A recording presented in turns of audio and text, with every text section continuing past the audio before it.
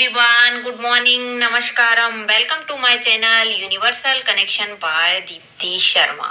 मैं आज आप लोगों के लिए कुर्मासन लेकर आई हूँ। कुर्मासन में कुर्म का अर्थ है कछुआ और आसन का अर्थ है मुद्रा। इसमें शरीर की आकृति कछुए के समान जैसी बनती है। यह फेफड़ों के लिए बहुत बढ़िया आसन माना जाता है। सीने के दर्द को कम करने वाला आसन माना जाता है। जिन्हें थकान बहुत ज्यादा महसूस होती है तो इस आसन को करने से इंस्टेंट एनर्जी आने लगती है। यह तेजी से वजन कम करने वाला आसन है। डायबिटीज वालों के लिए ये बहुत बेस्ट आसन माना जाता है। आपने नोटिस किया होगा कि जब कछुए को खतरे का एहसास होता है तो आभास होता है तो वह अपने को अंदर की तरफ खींच लेता है, अपने शरीर को अंदर की तरफ लेकर जाता है। इसी तरह जब हम कुर्मासन का अभ्यास करते हैं तो अपने शरीर को अंदर की तरफ लाते हैं, अंदर की ओर बढ़ाते हुए आध्यात्मिक केंद्र की ओर छोड़ते हैं। तो चलिए स्टार्ट करते हैं कुर्मासन। परंतु कुर्मासन करने के लिए हमको कुछ व्यायाम पहले करना बहुत जरूरी है, क्योंकि जिससे हमारा शरीर कुर्मासन के लिए तैयार हो जाता है। तो चलिए हम पहले कुछ व्यायाम कर लेते हैं कुर्मासन के पहले। तो सबसे पहले आता है दंडासन। दंडासन के लिए आपको क्या करना है, आप योगा मैट पर सीधे बैठ जाइए। आपकी रीढ़ की हड्डी सीधी रहेगी, आपके कंधे भी सीधे रहेंगे। फिर आपके दोनों पैरों को सामने की तरफ फैला लीजिए। इसी पोजीशन पे कुछ देर होल्ड करिए, 30 सेकंड के लिए होल्ड करिए। मैं 10 बार आपको करके दिखाती हूँ।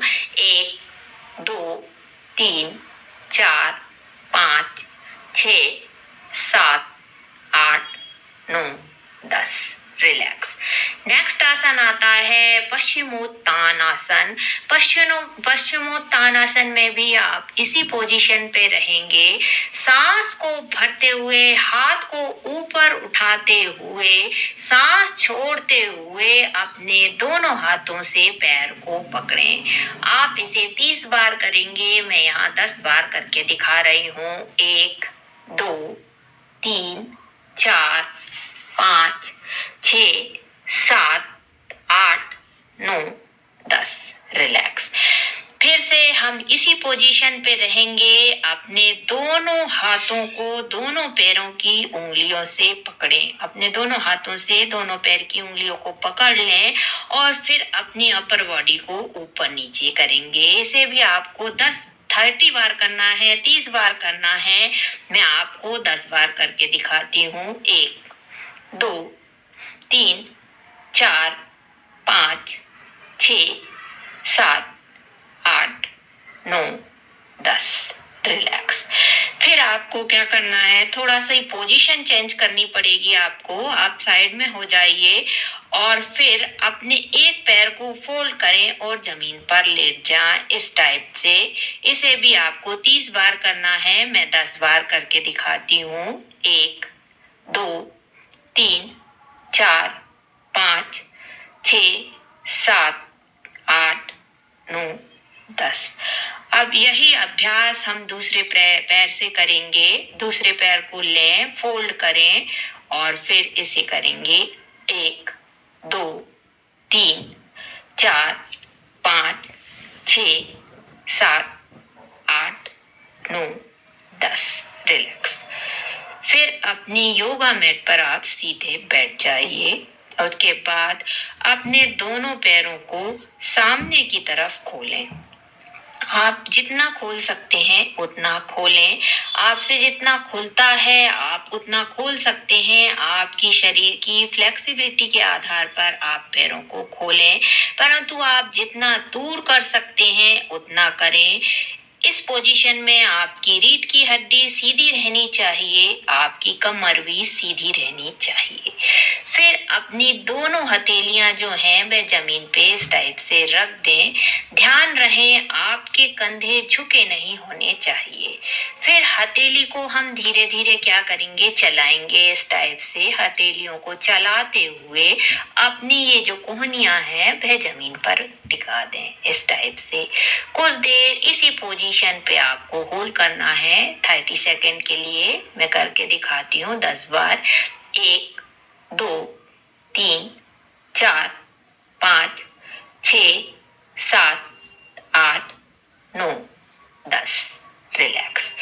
उसके बाद आप क्या करेंगे, फिर धीरे धीरे धीरे से आपको क्या करना है, राइट हैंड से राइट पैर के अंगूठे को पकड़े और फिर लेफ्ट हैंड से लेफ्ट पैर के अंगूठे को पकड़ लें। इस टाइप से अगर आपसे ये नहीं बन रहा है तो आप क्या कर सकते हैं, आपसे ये दोनों हाथों से अंगूठे को नहीं पकड़ पा रहे हैं तो आप क्या कर सकते हैं, पहले एक हाथ से एक पैर को अंगूठे को पकड़ें। इस टाइप से कि कुछ दिनों तक इसी टाइप की आपको प्रैक्टिस करना है। पहले इस अंगूठे को पकड़ें, फिर इस अंगूठे को पकड़ें। इस टाइप से प्रैक्टिस करिए। उससे क्या होगा कि आपके शरीर में फ्लेक्सिबिलिटी इंप्रूव हो जाएगी, फिर आप आसानी से कर पाएंगे। फिर आपको क्या करना है, सांस लें और सांस को छोड़ते हुए अपनी छाती को जमीन पर रखें और फोरहेड को भी जमीन पर रख दीजिए। इस टाइप से फिर सांस लें और फिर अपनी कोहनी को जमीन पर रखें। इस टाइप से और हथेली को चलाते हुए नॉर्मल पोजीशन पे आ जाएं। इसका अभ्यास आपको 3 से 4 बार करना है। इस टाइप से फिर आपको क्या करना है, अपने दोनों पैरों को एक साथ जोड़ लें, फोल्ड कर लें इस टाइप से और अच्छे से हक करें उसे और रिलैक्स हो जाए। इससे क्या होता है, पैरों में अच्छी तरीके से फ्लेक्सिबिलिटी निर्माण होने लगती है। कोई भी आसन करते समय आपको इस बात का जरूर ध्यान रखना चाहिए कि आपकी शरीर की जितनी क्षमता है उस हिसाब से आपको करना चाहिए। आसन हमेशा धीरे धीरे आराम आराम से करना चाहिए। आप अगर इन आसनों की रोज प्रैक्टिस करेंगे तो आप कूर्मासन बहुत आसानी से कर पाएंगे। तो चलिए अब आते हैं हमारे मेन आसन कूर्मासन पर। कूर्मासन के लिए आप जमीन पर सीधे बैठ जाइए। आपकी रीढ़ की हड्डी सीधी रहेगी, आपके कंधे सीधे रहेंगे। आप दंडासन की पोजीशन पे आइए। फिर क्या करें, आपके दोनों पैरों को खोल लें इस टाइप से। फिर दोनों पैरों को थोड़ा सा मोड़ लें इस टाइप से। फिर अपने जो कंधे हैं वे अंदर की तरफ लाइए इस टाइप से और अपना जो सीधा हाथ है, राइट हैंड है, उसकी हथेली को चलाते हुए राइट पैर के नीचे लेकर जाएं धीरे धीरे इस टाइप से। फिर अपनी लेफ्ट हथेली को चलाते हुए लेफ्ट पैर के नीचे लेकर जाइए इस टाइप से। अब देखिए कि आप दोनों पैर दोनों हैं, आपके दोनों हाथ जो हैं वह फंस चुके हैं इस टाइप से। इस टाइप की आपकी पोजीशन होनी चाहिए। फिर आपको क्या करना है, धीरे धीरे से अपनी एड़ियों को भी चलाते रहें और हाथ से भी धीरे धीरे हथेलियां भी चलाते हुए मैट पर धीरे धीरे नीचे क्या करें, अपनी छाती को रखें और मुंडी को भी रख दें इस टाइप से। फिर पैरों से हाथों को पुश करते हुए आपकी मुंडी जमीन पर रखी रहनी चाहिए इस टाइप से। फिर ऊपर उठें धीरे धीरे वही पोजीशन में एड़ियों को चलाते हुए दोनों हाथों को चलाते हुए नॉर्मल पोजीशन पर आ जाएं इस टाइप से।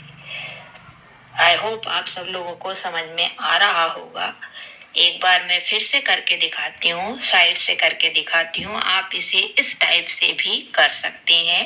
पहले दंडासन में, फिर अपने पैरों को फोल्ड किया थोड़ा सा, फिर अपनी हथेलियों को धीरे धीरे धीरे धीरे धीरे कोहनियों को बाहर निकालते हुए धीरे धीरे धीरे इस टाइप से मुंडी नीचे और फिर धीरे धीरे धीरे धीरे धीरे बाहर ऊपर की तरफ और रिलैक्स इस टाइप से। आई होप आप सब लोगों को समझ में आ गया होगा।